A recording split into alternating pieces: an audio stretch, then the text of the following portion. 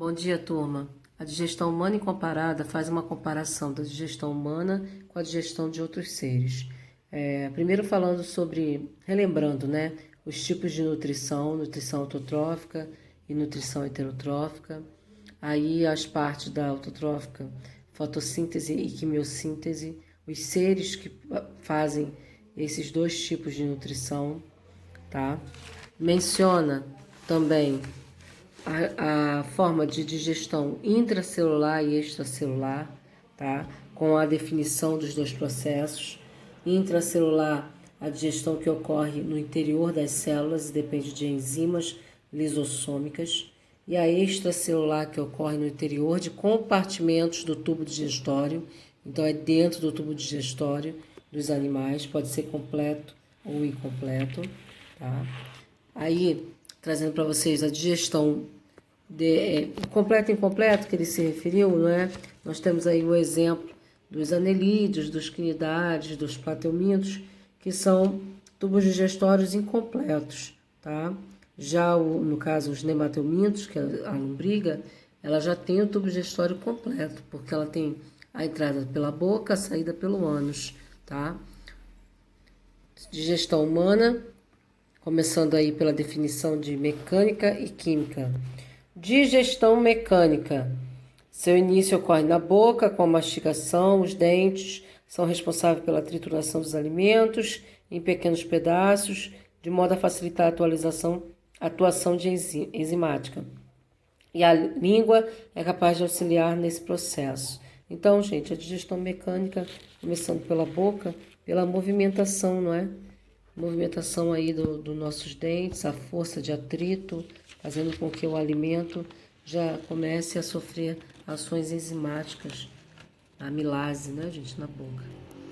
Após a deglutição, o bolo alimentar formado na boca é transportado ao longo do tubo digestório, sofrendo depois, gente, o processo, né, da contração da musculatura, que são os movimentos peristálticos, tá? Esses movimentos são controlados pelo sistema nervoso autônomo, de caráter involuntário, simpático e parasimpático. Então, nós não temos o controle, tá? Digestão química. Esse processo depende da atividade de diferentes enzimas e ocorre nos diferentes compartimentos, boca, estômago, intestino, tá? Então, são muitas as enzimas que participam da digestão química. Nós temos aí o pâncreas, o fígado, tá? Que liberam aí enzimas digestivas. Boca. A boca é o primeiro local, não é? A primeira digestão mecânica. Ela é revestida por uma mucosa, apresenta diversas glândulas salivares, como a parótida, submaxilares e sublinguais, que possuem função de produzir e secretar a saliva, composta basicamente por água, muco e amilase salivar, pitilina. Pitilina é a amilase salivar, essencial para iniciar a digestão enzimática dos carboidratos. Então, é a quebra do carboidrato, tá? A amilase salivar, pitilina, substrato amido, produto maltose. O pH ideal para que ela tenha bom desenvolvimento é 7, então é neutro, tá bom? Após a mastigação e o início da digestão enzimática, o bolo alimentar formado é deglutido, passando para a faringe, esôfago, depois sofrendo movimentos peristálticos até chegar no estômago, tá bom? No estômago, tá? Nós temos aí a participação de outros líquidos, tá? Outras enzimas. Então vamos lá, vamos a eles. Cavidade em que o alimento é armazenado durante um certo tempo e sofre a ação do suco gástrico, que contém ácido clorídrico e pepsinogênio. O que vai acontecer agora? Agora nós teremos uma queda no pH, tá? O pH no caso do estômago, ele vai ser muito ácido por conta do ácido clorídrico, tá bom? E desse outro componente aí que é o pepsinogênio.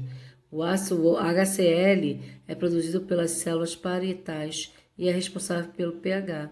Tá bem definido aí para vocês. E o pepsônio é uma enzima proteolítica, tá?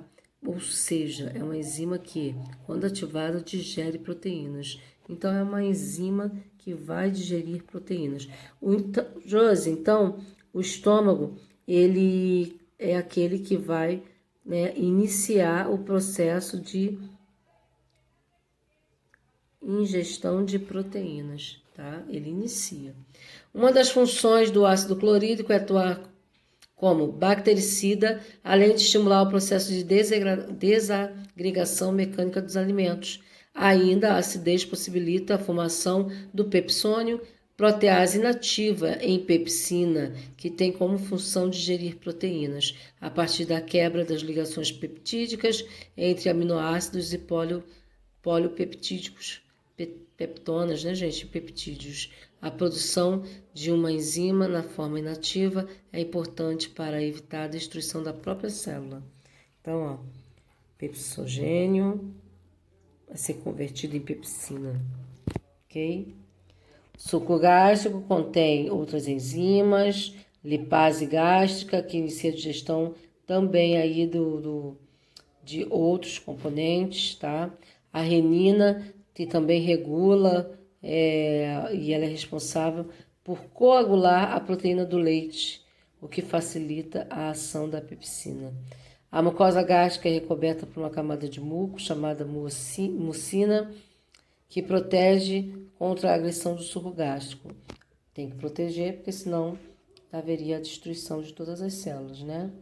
A atividade estomacal é influenciada por fatores como a visão e o olfato, mas a produção em grande quantidade de suco gástrico deve-se ao contato de certos tipos de alimentos ricos em proteínas, com as células estomacais chamadas de células G, formadas de glândulas presentes nas paredes do estômago. Essas células, quando estimuladas, secretam e produzem o hormônio gastrina, lançado no sangue. Esse hormônio estimula a produção do suco gástrico. Você vê muitas composições, tá? Ao final do processo digestivo, ocorre no estômago o bolo alimentar, assume a consistência pastosa, que aí se chama quimo, tá? Começa o bolo alimentar, vai se formar, se dá aí essa característica pastosa e se chamar quimo. O quimo passa para o quimo já vai passar para o duodeno, que é a porção inicial do intestino delgado, ok? E lá vai continuar o processo das digestões enzimáticas. Pâncreas libera o suco pancreático, que contém bicarbonato de sódio e enzimas digestivas. Olha aí, as enzimas do suco pancreático: tripsina, quimiotripsina, carboxipeptidase, lipase, amilase, nuclease, tá? E as variações, não é, de todos os componentes que elas realmente reduzem, tá? Fígado, vesícula biliar, produção da bile, qual a importância? É a função tipo detergente, né? Ela faz o quê? Quebra os lipídios, tá? Diminui todas as moléculas lipídicas, ok? Intestino delgado, porção duodenal, tá? Esse intestino delgado, ele é muito importante a gente estudar, porque no intestino delgado nós temos outras ações, tá? De outros sucos, de outras enzimas muito importantes. Secreta um hormônio chamado secretina. Esse hormônio tem como principal função induzir a liberação de bicarbonato de sódio pelo pâncreas para que o pH do duodeno torne-se básico. No duodeno, pessoal, vai continuar aí a degradação, não é? A digestão das proteínas, tá? A mucosa intestinal também possui a capacidade de produzir enzimas digestivas que facilitam o processo da digestão dos carboidratos, proteínas e em menor intensidade de lipídios e nucleotídeos, tá? Suco, no caso, nós temos aí as secreções do suco intestinal ou suco entérico. Enzimas do suco entérico e os compostos que ela consegue degradar, diminuir. Após passar pelo intestino delgado, agora todo aquele quimo já passa a se chamar quilo, ok? No intestino delgado, a porção do jejum e do ilho, qual a sua importância, tá? No jejum e no ilho, a absorção dos nutrientes, porque eles possuem vilosidades, eles possuem uma parede, não é? cheia de vilosidades. Tipo assim, ó, né? A membrana de todo o tecidual, ela forma esses caminhos aonde fica a maior absorção aí de todos os nutrientes, tá? Essas vilosidades, elas aumentam a área da superfície intestinal. Além disso, também possuem as microvilosidades, além das vilosidades, tá? Aí um exemplo do que a gente está falando, ok? E a comparação com os demais animais. Agora a gente tem falando sobre as aves. As aves possuem um sistema digestório muito diferente do nosso, tá? Aqui, ó, a presença do papo, a presença do proventrículo, a presença aí, além do proventrículo, da cloaca, tá? Da moela, principalmente. A moela é a parte mecânica, tá?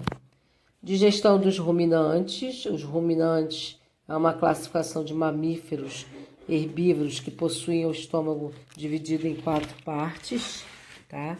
Essas partes são o rumen, o retículo, o omaço e o abomaço.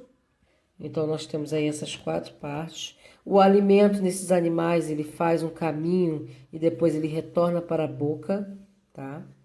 E aí possibilita a melhor absorção de todos os componentes da alimentação desses animais, tá bom? Olha só que interessante. Esse movimento de mastigação, essa composição, né, do rumen e de todas as partes aí do estômago desses animais, permite que eles façam, né, toda a degradação, toda a digestão da celulose. Já que eles são herbívoros, eles precisam, né, fazer essa digestão. Isso não compete a nós, seres humanos, tá bom? Nós vamos fazer apenas o número 1, vamos fazer o número 6 e o número 8, tá? E vamos passar para respiração comparada. Comparar aí a respiração dos seres.